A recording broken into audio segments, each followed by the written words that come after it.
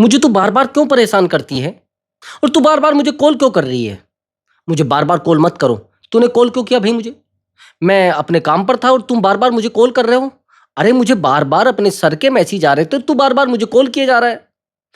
दोस्तों, आपने कुछ रिश्तों को देखा होगा, जिन रिश्तों को हम बहुत ज़्यादा लाइटली लेते हैं। लेकिन सबसे बड़ी बात ये होती है कि वही रिश्ते हमारे तनाव का कारण होते हैं। वही रिश्ते हमारी बर्बादी का कारण होते हैं। वही रिश्ते हमारे लिए हमारे तनाव को सबसे ज़्यादा बढ़ाते हैं। जिन रिश्तों को हम वैल्यू नहीं देते हैं। मैंने बहुत सारे लोगों को देखा है कि कुछ रिश्तों को मैंने कहा है कि बड़ी सरलता से लेना चाहिए, बड़ी स्मूथली लेकर चलना चाहिए। सामने वाला व्यक्ति अगर कुछ कह भी रहा है तो उसको इग्नोर करो कि चलो कोई बात नहीं बेटा है, चलो कोई बात नहीं बेटी है, चलो कोई बात नहीं पत्नी है। मैंने बहुत सारे लोगों को देखा है जब उनकी पत्नी का फ़ोन आता है तो उनका बिहेवियर पत्नी के प्रति बहुत बुरा होता है, बहुत कड़वा होता है। जैसे ही वो ऐसा बिहेवियर करते हैं फिर वो घर जाते हैं तो शाम को वो बिहेवियर देखने को मिलता है। वही पत्नी का गुस्सा, वही पत्नी की बहस, वही पत्नी का उस प्रकार का बिहेवियर जो बिहेवियर आदमी बर्दाश्त नहीं कर पाता। लेकिन आपने कभी देखा है कि वो बिहेवियर अगर तैयार हुआ है तो उसका कारण क्या है? मैंने बहुत सारे लोगों को ये बताया है कि कुछ रिश्तों को बहुत आसानी से चलाना चाहिए और बहुत शांति से चलाना चाहिए। उनमें ज़्यादा उठा-पटक, ज़्यादा बहस और ज़्यादा सीरियस उनको नहीं लेना चाहिए कि ऐसा क्यों हो गया? मेरी पत्नी ने मुझसे नमस्ते क्यों नहीं की? मेरी पत्नी ने मुझसे खाना क्यों नहीं पूछा? मेरी पत्नी मुझे समझना क्यों नहीं चाहती? जो रिश्ते आपको अंदर तक तोड़ देते हों, जो रिश्ते आपको अंदर तक गहराई तक खोखला कर देते हो, उन रिश्तों को सोच समझ के चलाना चाहिए ब्रदर। उन रिश्तों को बहुत ज़्यादा लाइटली नहीं लेना चाहिए। हम लोग क्या करते हैं, हम अपनी पत्नी को वैल्यू नहीं देते, उसके साथ-साथ अपने बच्चों को वैल्यू नहीं देते और आखिर में ये होता है कि एक दीवार खड़ी हो जाती है नफ़रत की। एक दीवार खड़ी हो जाती है उस रिश्ते में, जिस रिश्ते को हम सबसे पवित्र रिश्ता मानते हैं। भाई एक बात बताइए, आज अपनी आप पत्नी को प्रेम नहीं दे रहे हैं, तो आखिर में क्या होगा? फिर पत्नी को तो प्रेम की आवश्यकता है ना, उसे तो ज़रूरत पड़ रही है, वो कहाँ से फिर प्रेम लेगी? कहीं बाहर से उसको प्रेम मिल जाएगा, फिर आप कहेंगे मेरी पत्नी तो बड़ी दुराचारी है, उसको तो मेरे प्रेम की पड़ी ही नहीं है, वो तो मेरे बारे में सोचती नहीं है, जब मैं तनाव में होता हूँ, तो मेरे बारे में एक बार भी सोचने को क्या करोगे फिर? लड़ोगे उसके साथ? यहीं पर सवाल पैदा होता है पत्नियों के लिए। मैंने बहुत सारे रिश्तों की काउंसलिंग की है। कुछ महिलाएं कहती हैं कि मेरे पति मुझसे सही से बात नहीं करते हैं और मेरे पति मुझे समझना नहीं चाहते हैं, पैसा मुझे देते हैं जब मुझे ज़रूरत होती है। मेरे घर में हर एक सुविधा है, जिस सुविधा सुविधा की मुझे ज़रूरत है। मुझे शॉपिंग कराने में कोई प्रॉब्लम नहीं है, मेरे साथ रहने में कोई प्रॉब्लम नहीं है, मुझसे फिजिकल होने में कोई प्रॉब्लम नहीं है। रात को आते भी हैं, सोते भी हैं मेरे साथ, लेकिन एक बहुत बड़ी दिक्कत है। जब मुझे तकलीफ होती है, तो मुझे एहसास होता है कि कहीं ऐसा नहीं कि मुझे समझना नहीं चाहते। कभी आज तक उन्होंने मुझसे ये नहीं पूछा कि आपके सर में दर्द है तो क्यों है? आपके पैरों में दर्द है तो क्यों है? क्या मैं नौकरानी बन के यहाँ आई हूँ? क्या मैं उस प्रकार की महिला नहीं हूँ जिस प्रकार की दूसरी महिलाएँ हैं? वहीं पर मैंने देखा है कि दूसरे लोगों को बहुत ज़्यादा वैल्यू दे रहे हैं। वहीं पर दूसरे लोगों को बहुत दूसरी महिलाओं को बहुत कभी-कभी पूछा जाता है कि आपने खाना खाया, नहीं खाया? आपके पति आपसे कैसा बिहेवियर करते हैं? लेकिन मेरे पति मुझसे खुद नहीं पूछ रहे हैं। आप जानते हैं उसका कारण? कभी सोचा है आपने ये चीज़? उसका कारण आप है, आपके पति का आप में इंटरेस्ट खत्म हो गया है। पूरी बात को समझ लेना, गहराई से मैं आपको बता रहा हूँ। आपके पति का आप में इंटरेस्ट खत्म हो गया है। आप उस प्रकार की महिला बनकर नहीं रहना चाहती जिससे लोग प्रेम करते हैं। अच्छा एक बात बताइए आप मुझे, आपकी कोई मित्र है, महिला मित्र? मैं आपको महिला के लिए ही उदाहरण दे रहा हूँ। मान लीजिए आपकी कोई मित्र है, वो भी महिला मित्र और वो बहुत गंदे से कपड़े पहन के रखती है, अच्छे से साफ-सुथरी नहीं रहती है, अच्छे से वो आपके साथ मान लीजिए वो 15 साल से आपकी मित्र है, तो आपका मन करेगा कि मैं इसके पास नहीं बैठूँगी। अच्छे से उसमें से पसीने की बदबू आ रही है, आपसे बात तक नहीं करना चाहती है, कटिंग वो नहीं कराती है, वो आपसे बात तक मतलब कपड़े वो धोती नहीं। पूरी बात को समझ लेना, मैं गहराई से बात बता रहा हूँ। फिर कल ऐसा ना हो कि आपके पति कहीं और कनेक्ट हो जाए, फिर आपके पास शिकायत के अलावा कुछ नहीं हो। क्या पता दूसरा व्यक्ति कितनी उसको सुविधाएँ दे रहा हो। एक्स्ट्रा मैरिटल अफेयर का कारण पति नहीं है, एक्स्ट्रा मैरिटल अफेयर का कारण पत्नी है और एक्स्ट्रा मैरिटल अफेयर का काम पत्नी नहीं है, पति। जिन रिश्तों में आज त्रुटियां पैदा हो रही है, जिन रिश्तों में आज दूरियां पैदा हो रही है, उन रिश्तों को हम सरलता से नहीं चला पा रहे। उन रिश्तों को लेकर हम झगड़े में पैदा हो जाते हैं, हम उनसे बहस करने लगते हैं। तो अगर पति घर आते हैं तो उनको महसूस होना चाहिए कि मैं घर में आया हूं, उनको शांति महसूस होनी चाहिए। आप एक कंप्लेनी बिहेवियर बना चुके हैं, आप शिकायतें लेकर बैठ जाते हैं, आप सर पे चुन्नी बांध लेते हैं। क्यों भाई? ये शिकायतें बाद में भी की जा सकती हैं। क्या पता सामने वाला व्यक्ति किस परिस्थितियों से गुजर कर रहा है, क्या पता सामने वाला व्यक्ति किस व्यक्ति से बहस करके आया हूं, क्या पता सामने वाले व्यक्ति के जीवन में क्या चल रहा हो, क्या पता उसको कर्ज की टेंशन हो, क्या पता उसकी गाड़ी की ईएमआई जानी हो, क्या पता उसके जिस घर में आप रह रहे हैं उसकी ईएमआई जानी हो, कल लोन वाले घर आकर बैठ जाएं। ये परिस्थितियां जब तक आप नहीं समझेंगे, फिर आप पत्नियां कहेंगी कि हमारी परिस्थितियों को कौन समझे। सबसे बड़ी परिस्थिति तो ये है कि आप घर में बैठे हैं। एक महिला में और पुरुष में जमीन आसमान का अंतर होता है। ध्यान से समझ लें मेरी बात को। व्यक्ति परिस्थितियों से समझता है और महिला कम्युनिकेशन से समझती है। महिला को मैनेज किया जा सकता है कि तुम ये गलती कर रही हो, इसको ऐसे कर लो, लेकिन व्यक्ति पुरुष परिस्थितियों से समझता है। जब उसके जीवन में उस तरीके की परिस्थितियां आती है, जब उसको ठोकर लगती है, जब उसके साथ गलत होता है, तब वो समझता है। इसलिए मैं कह रहा हूं कि यदि आप पति से परेशान हैं या पति आपसे परेशान है, उन चीजों को मैनेज कर लीजिए। नहीं तो आपके पास एक समय यह आएगा कि आपको लगेगा आपने जीवन भर कुछ नहीं कमाया है। एक 22 साल का लड़का, उसको जाकर वो वैल्यू देने लगेगा जो वैल्यू आप पूरे उम्र नहीं दे पाए। मैंने बहुत सारे रिश्तों की काउंसलिंग की है। सामने वाली महिलाएं कहती है कि सर इस व्यक्ति के साथ मैं 20 साल से हूं, लेकिन एक महीने का प्रेम इस 20 साल के प्रेम पर हावी हो चुका है। ऐसा क्यों होता है कि 22 साल तक माँ बाप बच्ची को पाल रहे हैं और 2 साल तक किसी लड़के के साथ रहती है, 1 साल तक किसी लड़के के साथ रहती है, वो प्रेम हावी हो जाता है उस 22 साल के प्रेम पर। आप जानते हैं या नहीं जानते? भावनाएं अपनी है भाई, कोई किसी से प्रेम नहीं करता। मेरी बात को थोड़ा ध्यान से सुन लेना। कोई किसी से प्रेम नहीं करता है, कोई किसी से भावना नहीं रखता है। वो भावना रखता है अपने आप से, क्योंकि वो आपसे प्रेम करता है। प्रेम आपसे नहीं, वो खुद से करता है। अगर उसको वो प्रेम उसका है ना भैया, आपका थोड़ा ही ना है। वो आपसे कर रहा है, आप करे ना करे वो तो आपका व्यक्तिगत निर्णय है। लेकिन उस प्रेम को करने से उसको अच्छा लग रहा है, उसको सुकून महसूस हो रहा है। वो भावना आपसे जोड़ के उसको अच्छा लग रहा है, इसलिए उसको अच्छा लग रहा है, इसलिए वो भावना आपसे रख रहा है। लेकिन अगर भावना आपसे रख के सामने वाला व्यक्ति नेगेटिव हो रहा है, परेशान हो रहा है, जीवन में सरलता खत्म हो जाएगी ब्रदर, रिश्तों में सरलता खत्म हो जाएगी। मेरे एक मित्र हैं, नास्तिकता में भी बड़ी दिक्कतें हैं। महिलाएं नास्तिक नहीं होती, बहुत ही कम मात्रा में महिलाएं नास्तिक होती हैं। और कुछ लोगों को मैंने देखा है जिनकी पत्नी आस्तिक है और पति नास्तिक है। जिनकी पत्नियां बहुत गहरी भावनाओं से जुड़ी है और पति भावनाओं से नहीं जुड़े हैं, वो साइंटिफिक चीजों से जुड़े हैं। मैंने एक बुक अभी पढ़ी थी 2-3 दिन पहले, उसमें लिखा था कि साइंस केवल भावना तक नहीं पहुंचा है, वो तो पदार्थों तक है, वो भावना तक नहीं है। और ईश्वर भावना है,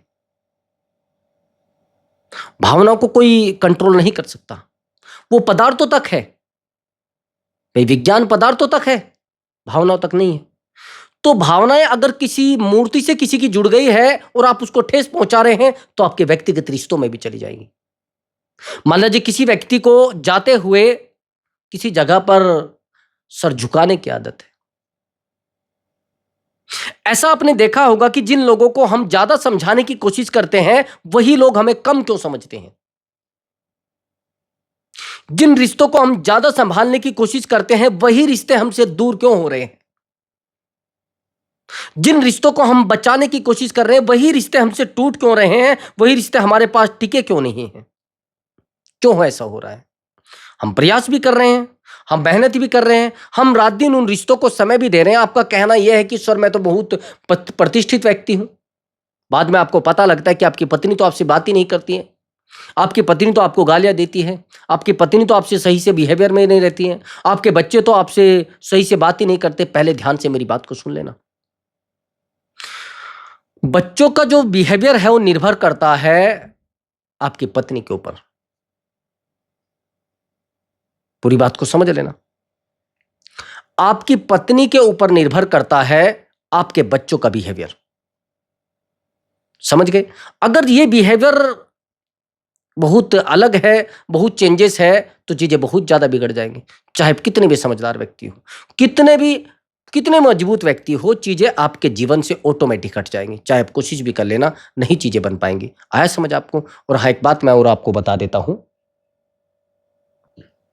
जो चीजें आज तक पता ही नहीं होंगे आपको, जिन चीजों को आप संभालने का प्रयास कर रहे हैं, जिन रिश्तों को आप संभालने का प्रयास कर रहे हैं, वो रिश्ते ऑटोमेटिक संभले हुए भाई। वो रिश्ते ऑटोमेटिक संभले हुए हैं, उनको तो मैनेज करना है। प्रेम यदि आपके बेटे को चाहिए तो उसको प्रेम ही चाहिए, पैसा नहीं चाहिए।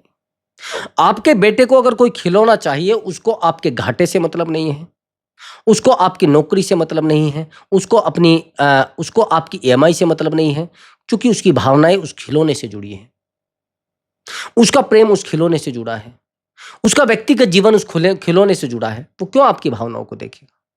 क्यों आपकी ईएमआई को देखेगा? वो क्यों आपके दर्द को देखेगा? आप चाहे उसे बताते भी रहे, क्या हो जाएगा बताइए? चीजों को बेहतर कर लोगे? नहीं कर पाएंगे। मैं इसीलिए कह रहा हूं कि कुछ रिश्तों को बहुत गहराई से चलाना चाहिए, बहुत शांति से। तो मैं उस नास्तिक, मेरा एक जो मित्र है, उसकी बात कर रहा था। उनकी जो पत्नी है वो सनातनी है, वो नास्तिक व्यक्ति है।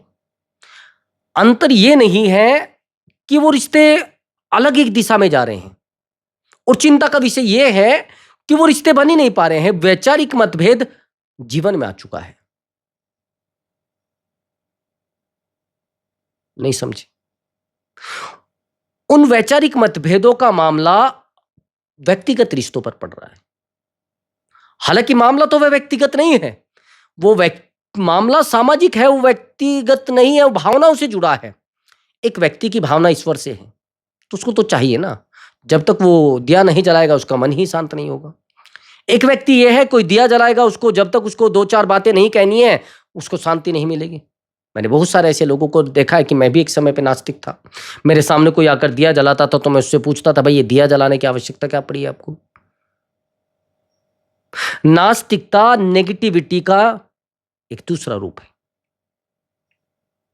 जो व्यक्ति नास्तिक होता है, नेगेटिव भी होता है, ये 100% समझ लेना मेरी बात को। उसके अंदर नेगेटिविटी ऑटोमेटिक भर जाती है, आपको पता नहीं लगेगा। आप कहेंगे गुरुजी आप कैसे कह सकते हैं?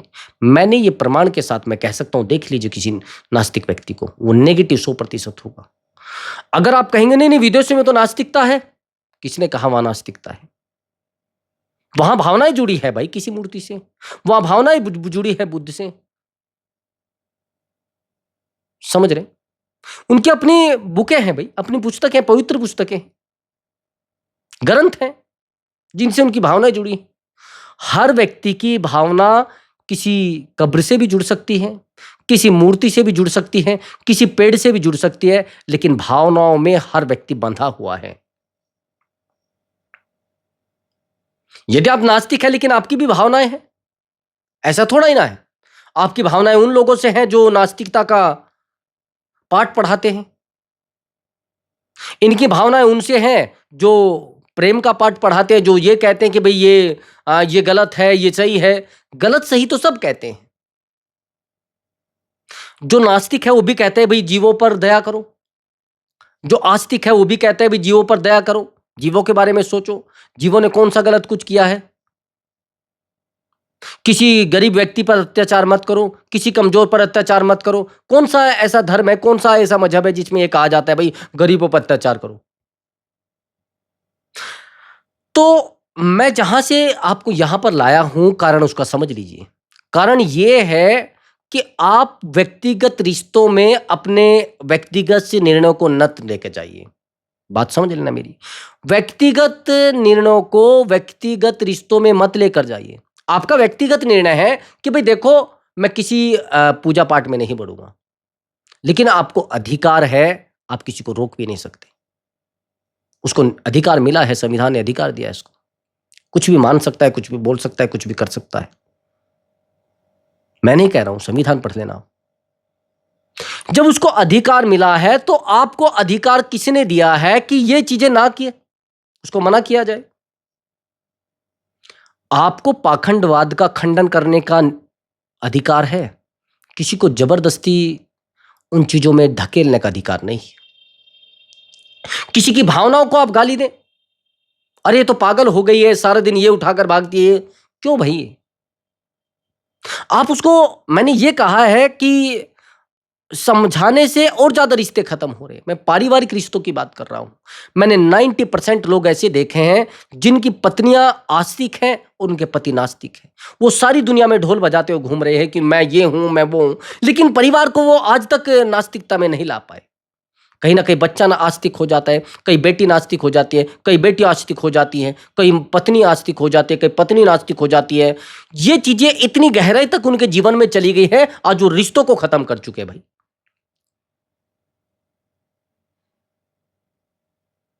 विचारों में और प्रतिबंध में बड़ा अंतर होता है। आपके विचार अलग हैं, आपकी पत्नी के विचार अलग है, कैसी गाड़ी खेत धकेलोगे भाई? मैंने कहा रिश्तों को सरलता से चलाओ। चलो वो पूजा पाठ करनी चाहती है, चलो भाई मैं कर लेता हूं। लेकिन आपको मारा है सोशल मीडिया ने, आपको मारा है आपकी अपनी झूठी शान ने। आपका कोई फोटो खींच के ना भेज दे भाई, आपके फोटो को कोई कहीं वायरल ना कर दो, अरे ये तो वहां पर अपना माथा टेक रहा था। जिन रिश्तों से आपको आहत हो रहा है, जिन रिश्तों से आपको प्रेम मिल रहा है, जिन रिश्तों से आपको सुकून मिल रहा है, वो रिश्ते आपके टूट रहे हैं केवल विचार की वजह से। अरे विचारों को एक कर लीजिए भाई। आपके ये मूर्ति मेरी रखी है, मूर्ति आपकी रखी है, इसको मत देखना, आप इसको मैं नहीं देखूंगा, मैं यहां पर प्रणाम करूंगा, आप यहां प्रणाम करिए, कोई मुश्किल नहीं। मैं नहीं कर पाऊंगा, क्षमा करिए। आप आराम से भी तो बात कर सकते हैं। जिन लोगों को बड़ी गहराई के साथ आप गुस्से में समझा रहे हैं, वो लोग आपसे दूर भाग रहे हैं। ये समझना नहीं चाहता मुझे, ये मेरी भावनाओं को नहीं समझना चाहता। मैं बताता हूं, फिर आपको महसूस होगी चीजें। जैसे एग्जाम्पल के लिए मान लीजिए मेरी पत्नी है और मैं अपनी पत्नी से कहूं, देखो यहां पर कुछ नहीं रखा, ये केवल मूर्ति है।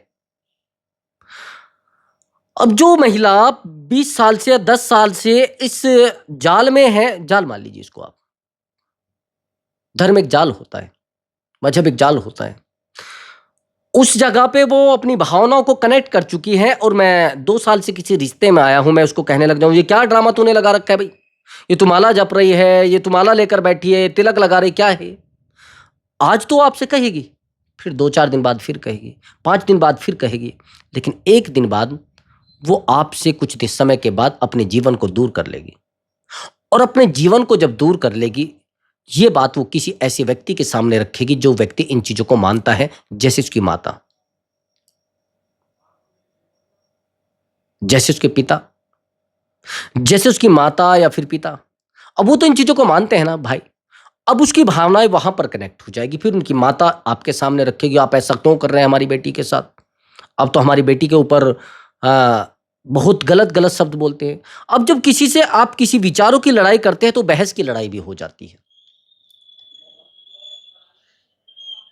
पत्नी से दूरी, उस रिश्ते से दूरी, ससुराल से दूरी, आखिर में यह होगा कि रिश्ते वहां पहुंच जाएंगे जहां से आप उनको इकट्ठा करके लाए हैं। मैंने कहा है कि कुछ रिश्तों को बड़ी सरलता से चलाना चाहिए, क्योंकि आपको वो एनर्जी देते हैं, वो आपके जीवन को शांति देते हैं, वो आपकी उनसे भावनाएं कनेक्ट होती है, आप उनसे आहत हो जाते हैं, आप उनसे डिस्टर्ब हो जाते हैं, आप पूरे दिन काम नहीं कर पाएंगे, आप पूरा दिन कुछ नहीं कर पाएंगे, ना आपसे हो पाएगा।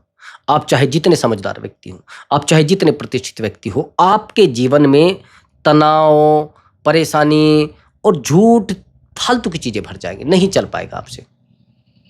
बात को थोड़ा सीरियसली समझ लेना।